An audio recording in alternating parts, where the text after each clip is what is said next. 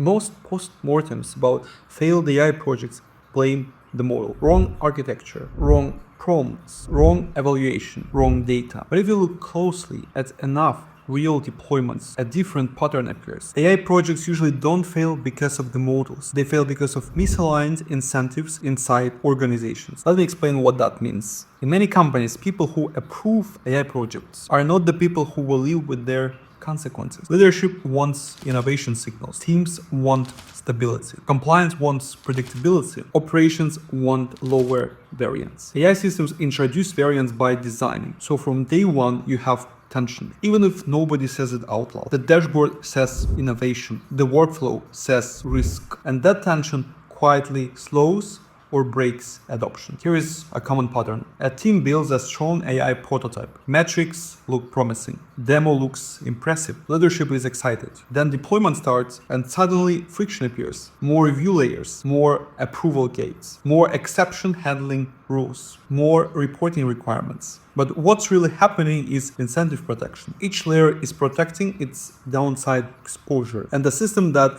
looked fast in the prototype becomes slow in reality. Not because the model changed, because the incentive landscape did. Another pattern. The team that builds the AI system is rewarded for capability. The team that operates it is rewarded for reliability. Capability pushes change. Reliability resists change. If you don't explicitly align those incentives, the operator layer will quietly constrain the system until it behaves like a traditional software, which defeats the purpose. The model didn't fail. The incentive design did. You can also see this in evaluation metrics. Some organizations measure AI success by number of features shipped, number of use cases covered, number of teams enabled. But operators measure success differently. Number of incidents avoided, number of escalations prevented, number of surprises reduced. If those scorecards are not reconciled, adoption stalls. Not publicly, quietly. People comply, but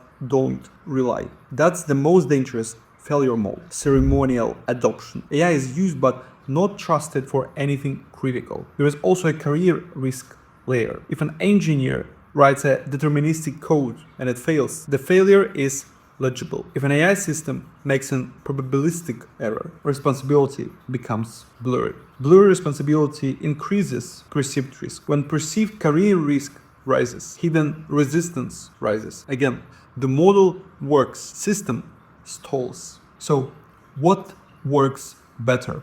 AI programs that succeed usually do three things differently. First, they align operator incentives with builder incentives. Shared success metrics, not separate ones. Second, they measure decision quality impact, not task automation. That connects AI to real outcomes. Third, they make failure modes visible and discussable early. That lowers perceived political risk. Notice, none of this is model tuning, it's organizational design. If you're building or deploying AI systems, ask this question early. If the team makes a costly mistake, who pays? Operationally and politically. If the answer is unclear, adoption friction is already scheduled. You just haven't seen it yet. The next wave of AI advantage won't come from better models themselves. It will come from organizations that design incentive-capable AI systems, where builders, operators, and leaders win from the same outcome. That's not machine learning, that's system leadership.